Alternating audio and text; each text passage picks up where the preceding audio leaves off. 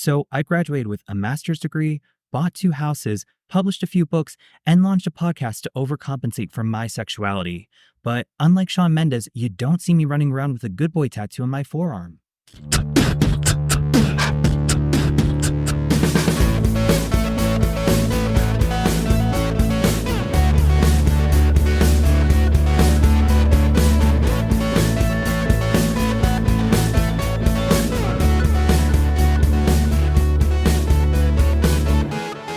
Hello, my LGBTQTs, and welcome back to another episode of A Jaded Gay.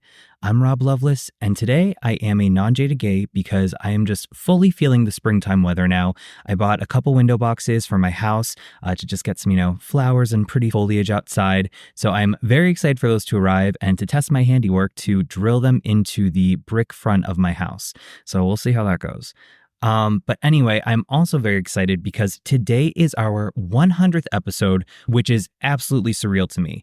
And I know we just celebrated the 2-year anniversary. So with this being the 100th episode, I wanted to tie it back to the very first episode where we talked about gay trauma and the velvet rage and how the shame of growing up gay can manifest differently in adulthood, like, perfectionism, which we also talked about.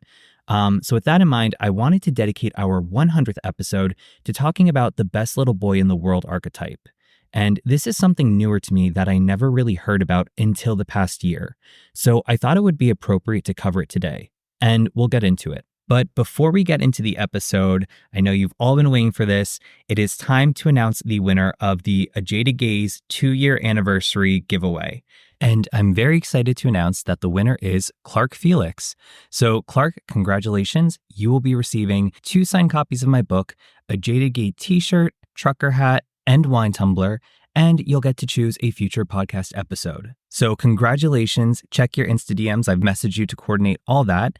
And thank you everyone for entering the giveaway and for supporting the podcast. I greatly appreciate all of you. So with that being said, moving back into the episode, let's pull our tarot card.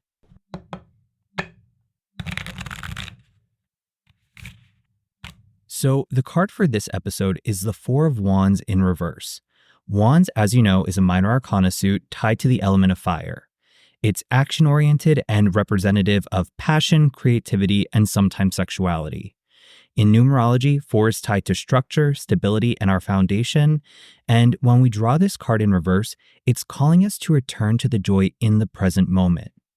Now, with this card being in reverse of stability, it may indicate that there is a lot of transition in our lives, like with careers or relationships, and so we may be worried about the future. Or it could be indicating that we are hesitant to celebrate our successes or that we're too focused on achieving the next thing to celebrate what we have already achieved. So whichever one this kind of represents for us, while it's good to have our goals, we need to remember to celebrate the now. So it's kind of a call back to the present. And with that in mind, let's get into the episode. So in 1973, author Andrew Tobias's memoir, The Best Little Boy in the World, was published under the pen name John Reed. And Tobias was actually an already established finance writer at the time before he decided to tell his account of growing up gay. And it ended up being republished in May 1993 using his actual name, Andrew Tobias. But it was dubbed the classic account of growing up gay in America. And here's a brief statement about it by the New York Times. The best little boy in the world never had wet dreams or masturbated. He always topped his class, honored mom and dad, deferred to elders, and excelled in sports. The best little boy in the world was the model IBM exec. The best little boy in the world was a closet case who, quote unquote, never read anything about homosexuality. And the themes in this book are similar to what Dr. Alan Downs wrote about in The Velvet Rage. So basically, gay men try to overcompensate in certain aspects of their lives to deflect negative attention away from their sexuality. And specifically, the best little boy in the world archetype focuses on overcompensating in careers or other areas that reward success. So this archetype gained more attention in March 2013 when a study titled The Social Development of Contingent Self-Worth in Sexual Minority Young Men, an Empirical Investigation of the Best Little Boy in the World Hypothesis, was published in the journal Basic and Applied Social Psychology. In it, doctors John Pachankis and Mark Hatzenbuehler explain that social environmental influences on self-worth are strongest during childhood and adolescence. During this time, individuals will learn to maximize their self-worth by attaining success in domains such as work, academics, relationships, athletic skill, and appearance, depending on specific expectations communicated through their social environment. But as we know, growing up gay, you quickly learn that what comes to you naturally isn't considered desirable by society, which can impact your self-worth. Here's a paragraph from the study. The opportunities to maximize one's self-worth are not evenly distributed across populations. Indeed, stigmatized individuals encounter restricted opportunities for fulfilling mainstream society's expectations for esteemed and valued behavior, one of the relatively implicit yet powerful ways in which social forces conspire to maintain social inequalities. In turn, these constraints have important consequences for the development of self-worth for members of stigmatized groups. So, with that in mind, researchers explored the social development of contingent self-worth among young sexual minority men. And they defined contingent self-worth as the beliefs that individuals hold about what they need to do and who they need to be to have value as a person. And that strong self-worth contingencies, especially when based on hard-to-attain standards, can have particularly negative consequences on interpersonal functioning and health. The researchers went on to reference Tobias's memoir and empirically test the best little boy in the world hypothesis while uniting it with research on contingencies of self-worth. So to test this, the study surveyed 192 sexual minority and heterosexual men under the age of 29 who were enrolled as full-time students at large public and private universities, who were asked to identify if they were gay, heterosexual, bisexual but mostly gay, bisexually equally gay and heterosexual, bisexual but mostly heterosexual, queer, uncertain, or don't know for sure. The participants were then asked a variety of individual-level measures, such as demographics and contingencies of self-worth. The contingencies of self-worth consisted of 7 domains, which were academic competence, appearance, competition, virtue, God's love, family support, and others' approval. They also measured participants' length of sexual orientation concealment by asking the following questions. How old in years were you when you first became aware that you were attracted to people of the same sex, even though you might not have labeled those feelings? And 2, how old in years were you when you first told someone for any reason that you were not heterosexual? Researchers then subtracted participants' answers to the former question from the latter. They also looked at state-level measures such as policies affecting sexual minority individuals and attitudes towards sexual minority individuals, and daily measures such as social isolation and other behavioral outcomes predicted by contingent self-worth theory. On average, participants said they became aware of their sexual attraction to members of the same sex at age 11 and first disclosed their sexual orientation to another person at age 16 and a half, which means participants concealed their sexual orientation over a mean of almost 5.5 years across adolescence. And when researchers compared contingent self-worth domains between sexual minority and heterosexual men, they found that sexual minority men reported self-worth that was significantly more contingent on academic competence, appearance, and competition. And these 3 domains were known as the achievement-related domains. The length of concealment also significantly predicted all 3 of these achievement-related self-worth contingencies, and the more that students stake their self-worth on academic competence, the more time they spent alone. And I'm going to read the researchers' conclusion. Consistent with the best little boy in the world hypothesis, young sexual minority men were more heavily invested in achievement-related domains than heterosexual men, possibly a learned strategy to deflect attention from their concealed stigma and assure validation if it is discovered and devalued. The fact that length of sexual orientation concealment predicted all 3 achievement-oriented self-worth contingencies for sexual minority men also supports our social development lens for viewing the ways that hiding an important aspect of oneself can powerfully shape the sources of young stigmatized individual self-worth. Also consistent with the best little boy in the world hypothesis, objectively measured social stigma in the geographic locale of sexual minority participants' adolescence predicted basing self-worth on competition with others.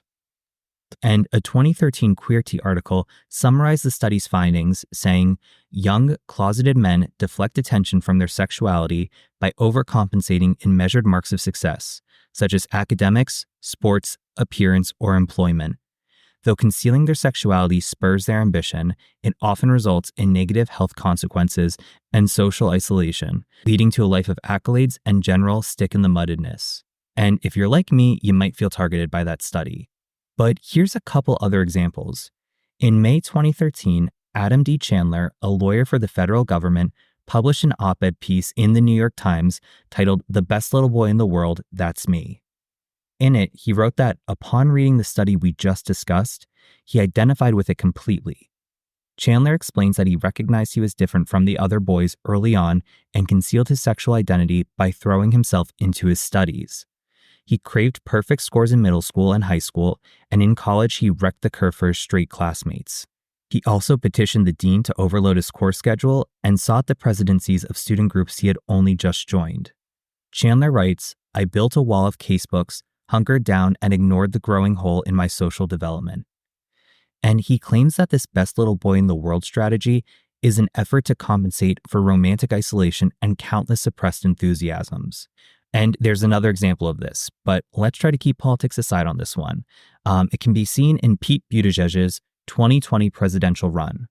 A 2019 Slate article notes that there was some criticism from the LGBTQ plus community regarding Buttigieg's relationship to his own sexual identity, claiming he, quote-unquote, wasn't gay enough. The Slate article states that critics who felt his self-presentation was off-putting lacked an important bit of context, and that is the best little boy in the world archetype. Here's a quote. "For all the talk of diversity, LGBTQ equality, and representation of gays in the media, many Americans still have limited exposure to gay men. Many know of comical gay men like Jack from Will and Grace or videos of Billy Eichner's street antics. They know of attention-grabbing gay men like Liberace and Billy Porter. They know of the hot gay men like Wentworth Miller and Gus Kenworthy. They also know the American sweethearts like Adam Rippon and Anderson Cooper. A subspecies they aren't as familiar with, however, are the type A politically driven, never take their eyes off the ball gays, a group of which Pete Buttigieg is an extreme example." The author goes on to say that when they saw people criticizing Buttigieg for his stoicism, his carefully tended resume, and for being, quote-unquote, a blandly pasteurized politician, they saw those critics essentially attacking other gay men they knew who fit that best little boy in the world archetype. And these critics didn't recognize that his persona reflected the consequences of living in the closet for so long. Buttigieg also grew up in the Midwest, which traditionally has been a less accepting area that doesn't have as visible of LGBTQ plus representation. In fact, Buttigieg once said that growing up where he did made him think that he had to choose between being an elected politician or an out gay person. The author of the Slate article goes on to say that while Buttigieg's model of gayness might not be widely familiar, his default of being the best little boy on the debate stage was legitimately queer. And I thought this paragraph was pretty powerful. Buttigieg is the natural end result of a very familiar queer pattern that groomed him for this moment.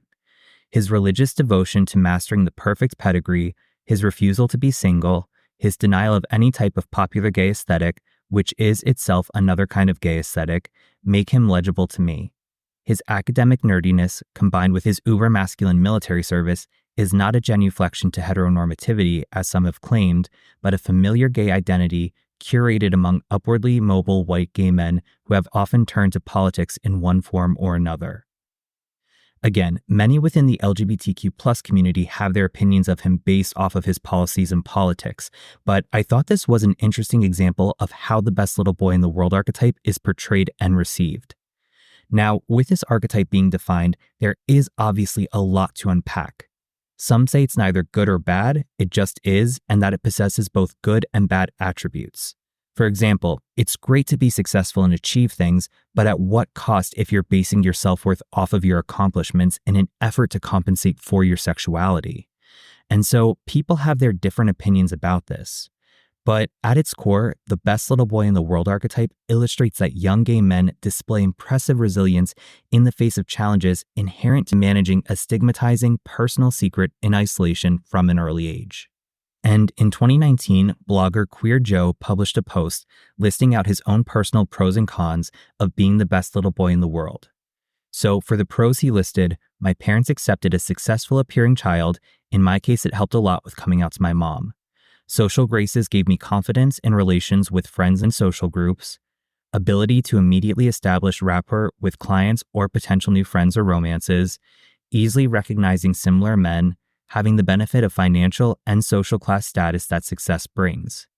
And for the cons, behaviors push me to search for satisfaction in achievements and outside appearances. Pressures of high performance and associated fears and anxieties had to be well hidden or disguised. Required being a social chameleon, hyper aware of my environment and ultra adaptive to it. Pushed me into excelling in areas that caused self-loathing, such as religion and peer groups who didn't have my well-being in mind. Trying to put a square peg in a round hole, especially in areas where I wasn't at all proficient, like sports. And lastly, having an underlying fear of scarcity about availability of romantic, sexual partners pushed me to accept men who were, quote-unquote, good enough. So that sounds exhausting and also relatable. And according to Michael Dale Kimmel, a California licensed psychotherapist and columnist of Life Beyond Therapy, this best little boy in the world archetype is telling us that we're fundamentally flawed and we'd better hide it.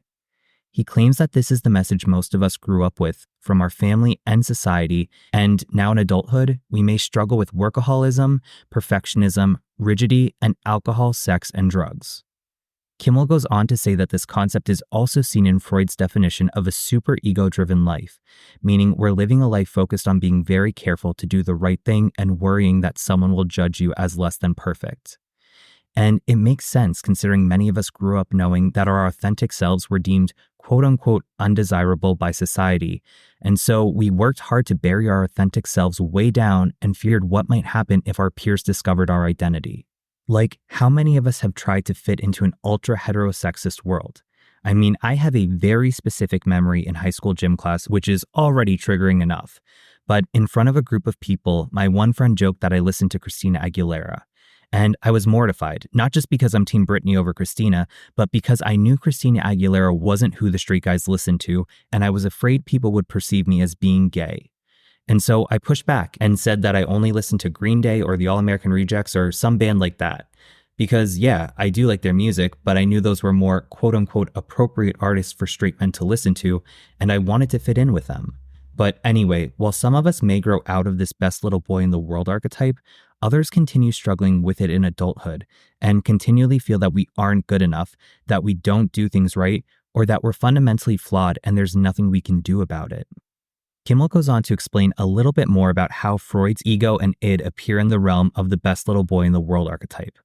So the id is the part of us that wants to be free and spontaneous and to stop being so careful and perfect, which terrifies best little boys in the world.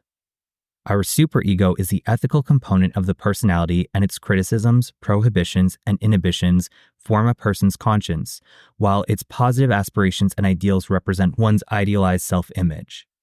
Meanwhile, the ego is the part of us that is always seeking balance and balancing our extremes to prevent us from being too rigid and repressed and too wild and out of control. So it's kind of the balance between the extremes of the id and the superego. Now, a strong ego can handle a lot of stimulation without getting overwhelmed. Basically, it's like the ideal parent by protecting us from too much risk that can be dangerous while still encouraging us to find opportunities to grow. However, for many of us, our ego can be pretty weak. And living in a heterosexist society, we may lean into the super ego-driven life, wanting to do everything right. Luke R. Allen, a licensed psychologist specializing in LGBTQ+ issues and treating anxiety, states that while it might have felt incredibly useful hiding a part of our identity and attempting to compensate in other ways, it's actually problematic since it makes us feel like we must always be the best and always excel. This best little boy in the world archetype also is connected to people-pleasing. And it's a formula for failure and frustration because we can't be perfect all the time, and we will all inevitably fail at something in some point of life. So what can we do about this? Well, I'm sure you know the answer. Say it with me. Go to therapy. An LGBTQ+ affirming therapist can help individuals develop coping strategies for dealing with rejection sensitivity and identify additional areas of self-worth and develop acceptance of their sexual orientation. Also, those tips in our episodes on boundaries, perfectionism, and people-pleasing can really help with this. I've linked them in the episode description, so maybe give them another listen as a refresher. But we should also work on overcoming our internalized homophobia and working on being a little kinder to ourselves. Easier said than done, believe me, I know. But the Gay Therapy Center published a list of 30 ways to combat internalized homophobia, and these are a few of them as they relate to being kinder to ourselves. Find friends in the community who you identify with and understand it may take a while to make those friends. Try detaching from your thoughts to assess if you're being illogical and self-critical. If you have judgmental/non-affirming family members, learn to love them from afar so you're not constantly exposing yourself to their criticism. And work with an LGBTQ affirming therapist or life coach. Additionally, a Psychology Today article listed these methods as ways we can be kinder to ourselves. Look in the mirror and say, I love you. Speak to yourself in a kind tone like you would to a friend. If you make a mistake, don't beat yourself up. Look at your current life and routine and see what you've been doing to care for yourself. Ask yourself what you need and be kind to yourself and practice acts of self-compassion. And going back to Michael Dale Kimmel's sage advice, remember that although most of us were raised to be the best little boys in the world, we don't need to continue to be this way. It's time for those best little boys in the world to grow up and give ourselves the freedom to be the best version of ourselves rather than having to be someone else's idea of quote unquote the best. And I'd like to close it out with this quote. Here's the bottom line. There is nothing wrong with you. You are not flawed. You are a human being on a journey through a very complex world, and you are doing the best you can. You are the perfect version of you, unique and wonderful. Be open to these truths and begin to leave your old rigidity and perfectionism behind. And connecting it back to the tarot, Four of Wands in reverse, this is a call to action to bring ourselves back into the present moment. Again, a lot of us have dealt with perfectionism and people-pleasing and all these other things to be the best little boy in the world. So we may be constantly focused on achieving the next best thing, so that way we can continue to earn validation from others to overcompensate for our sexuality. But in doing so, we're one, losing sight of who we are and what we want to be, and two, not acknowledging all that we've accomplished and all that we've overcome. And I think too, separate from sexuality, but just going on Instagram, it's a highlight reel of everyone's life. You see people buying houses, going on vacations, getting promotions, getting married, this and that, but it is just that, the highlight reel. And so when we're exposing ourselves to that all the time, it's easy to feel like we're not stacking up. And that's something that I struggle with in my own life. I mean, I'm almost 31 years old and I have not had the career trajectory I thought I would have had when I first entered the workforce. I'm still struggling to figure out, what I want to be, where I want to be when I grow up. And it's easy to kind of focus on what I'm lacking in my career instead of being aware of the other things I've achieved leading me up to this and being proud of those things. And that's something I have to, be intentional to remind myself of and to celebrate. And I think that's something, we should all do. And again, it doesn't have to be these huge accomplishments like buying a house or getting married or getting our dream job. It can just be little things like, I did this today and it was an act of kindness for myself and I'm glad that I did that. Or, I had some negative self-talk today and I recognized that and caught myself on it and adjusted my language. Or, I've been having a really tough time, but I made it through the day and I'm proud of myself for that.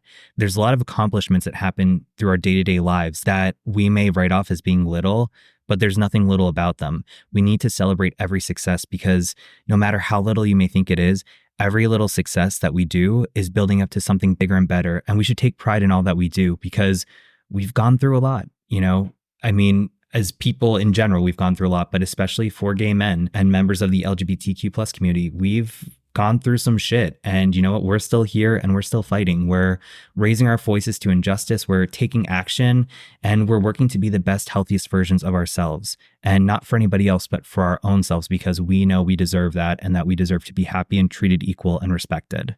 So to all the fellow best little boys in the world out there, I see you. I've struggled with it myself. And I think let's all use this opportunity to recognize that we are worthy of happiness and love without having to be the best at everything we do. So thank you all for listening. And with this being the last episode of April, I just, want to close out the month by saying thank you all for supporting the podcast over the past 2 years. Thank you for listening to the past 100 episodes. Such a huge milestone for all of us. I cannot believe how the podcast has grown, starting off, in December 2021, when I was just kind of figuring out, oh, what do I want to do? Blah, blah, blah, to now kind of having this and having, for me, such a big year where we've had so many guests on, and just being really excited to kind of grow it and continue even further. So cheers to 2 years, and here's to so many years more. I'm looking forward to continuing the discussion with all of you. So again, thank you very much. And as I close it out, please remember to rate, review, and subscribe. Greatly appreciate that. You can also send me any feedback or questions. Rob at a JDGay pod. Love getting emails from y'all, so please feel free to send those through. You can also connect with the podcast on Instagram, TikTok, SoundCloud, and YouTube at a JDGay pod. You can follow me personally, Rob Lovelace, on Instagram at Rob_Lovelace. You could check out the website for more information on episodes, guests, resources, links to merchandise and social, all that fun stuff at jdgay.com. Also, if you're feeling generous, you can support the podcast on Patreon for as little as $1 a month. Or if you're afraid of commitment, that's okay. You can do a one-time donation on Buy Me a Coffee. Both of those are at a JDGay pod. And remember, every day is all we have, so you got to make your own happiness. Bye.